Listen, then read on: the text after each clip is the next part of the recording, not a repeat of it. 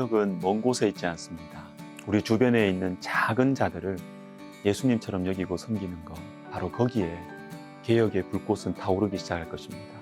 종교개혁도 그러했습니다.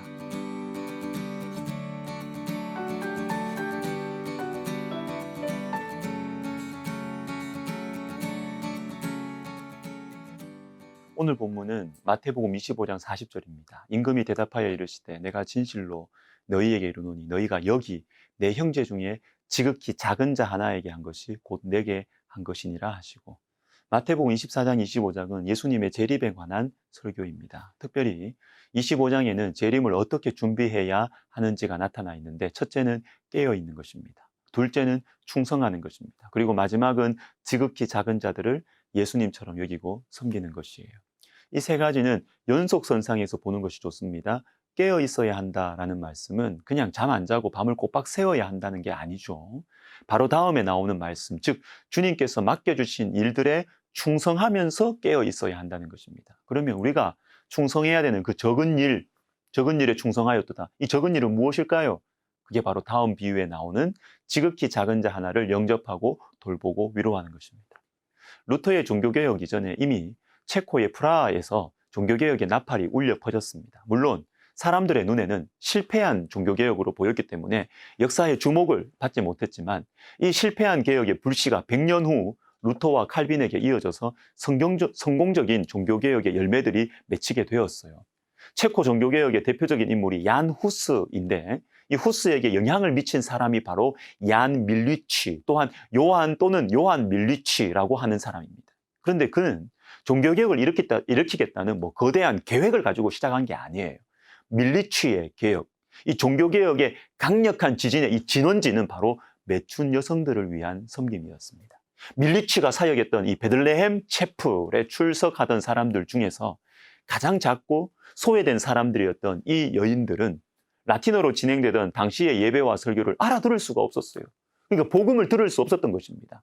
하나님께서는 이 밀리치에게 이 작은 자들을 향한 긍휼의 마음을 부어주셨어요. 그래서 그는 새 예루살렘이라는 공동체를 만들고 하루 9번의 예배를 모두 체코어, 자국어로 진행을 했고, 드디어 이 여인들의 삶에 변화가 일어나게 되었습니다. 바로 여기에서 얀 후스, 마틴 루터, 그리고 요한 칼빈의 종교개혁이 일어나도록 만든 작은 불씨가, 종교개혁의 불씨가 만들어졌어요. 모국어로 된 성경을 읽고 그 말씀대로 예배하고 살아가는 종교개혁은 바로 작은 자들을 향한 섬김에서부터 시작되었던 것입니다. 또한 종교개혁이 이루어지는 과정에서도 우리에게 잘 알려지지 않은 작은 자들의 수고와 헌신이 있었습니다. 마틴 루터를 잘 아실 겁니다. 복음의 영광을 밝히 드러낸 위대한 종교개혁자입니다. 그러나 유스투스 요나스라는 사람을 아십니까? 루터의 영적인 아들입니다. 수많은 여행에 루터와 동행했고 루터에 대한 기록을 남겼고 루터의 임종을 지켜주었던 유스투스 요나스. 이 사람은 천재였습니다. 그리고 27살에 에르푸르트 대학의 총장이 될 정도로 탁월한 인물이었습니다. 어쩌면 루터보다 더 똑똑했다고 볼 수 있어요. 그러나 하나님께서 들어 쓰시는 루터를 존경하고 따랐습니다. 그가 곁에 있어 주었기 때문에 루터가 종교개혁을 이룰 수 있었습니다. 또 여러분, 루카스 크라나흐라는 이름을 들어보신 적이 있는지요? 이 사람은 자신이 가진 부유함, 미술적 재능으로 마틴 루터가 깨달은 성경의 진리를 그림으로 표현해서 많은 사람들이 이해할 수 있도록 해주었고, 이 책을 만들어서 유럽 도처에 전파시켰습니다. 유스투스 요나스, 루카스 크라나흐. 하나님께서는 유명하지 않는 이 사람들, 이 적은 사람들을 루터 곁에 두셔서 하나님의 뜻을 이루어 가셨습니다. 우리 모두에게 질문을 하나 던져보고 싶습니다. 우리 주변에 작은 사람이 있습니까? 누가 생각나세요? 어머니, 아내, 자녀들, 아니면 내 길을 열어주었던 참 좋은 선배들, 묵묵히, 아니면 내 원망, 내 한탄을 받아주었던 친구 생각나십니까?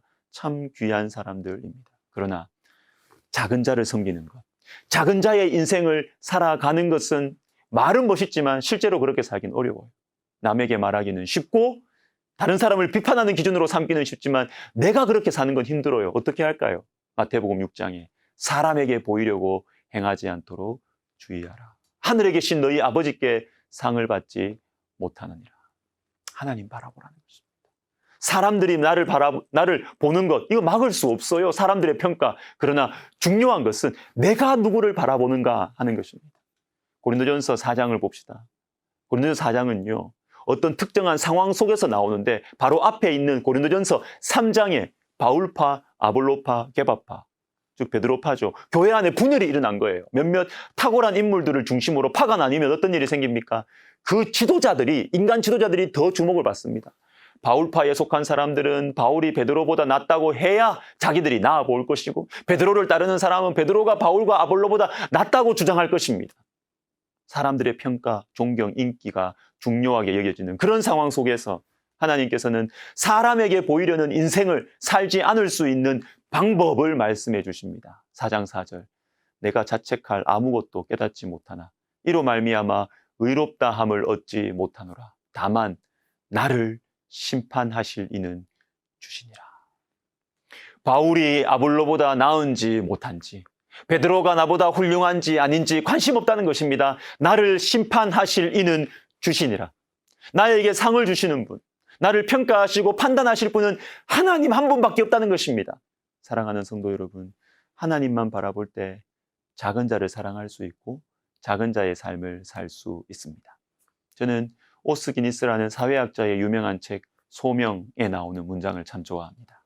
우리는 대부분 의식적으로든 무의식적으로든 어떤 청중의 찬사를 생각하면서 일을 하기 마련이다. 문제는 우리에게 청중이 있는지 없는지의 여부가 아니라 어떤 청중을 갖고 있느냐이다. 다른 모든 청중을 밀어내는 단 하나의 청중, 유일한 청중, 내게는 단 한 분의 청중밖에 없다. 그분이 당신에게 미소 짓고 계신다면 사람의 미소나 찡그림에는 상관할 필요가 없다. 여러분, 우리는 무슨 행동을 하든지 누가 날 보고 있다는 느낌을 본능적으로 가져요. 그러나 중요한 것은 여러분, 내가 누구를 청중으로 삼고 살아가느냐 하는 것입니다. 작은 자를 섬기는 마음, 작은 자로 또 살아가는 것은 하늘에 계신 하나님 아버지 앞에서 하나님을 청중으로 삼고 살아갈 때 가능한 것입니다. 기도하겠습니다. 하나님 아버지, 종교개혁의 불씨, 하나님을 바라보고 작은 자, 나에게 맡겨주신 작은 자를 섬긴 그 종교개혁의 불씨를 하나님 오늘 우리에게도 허락하여 주옵소서. 예수님의 이름으로 기도하옵나이다. 아멘.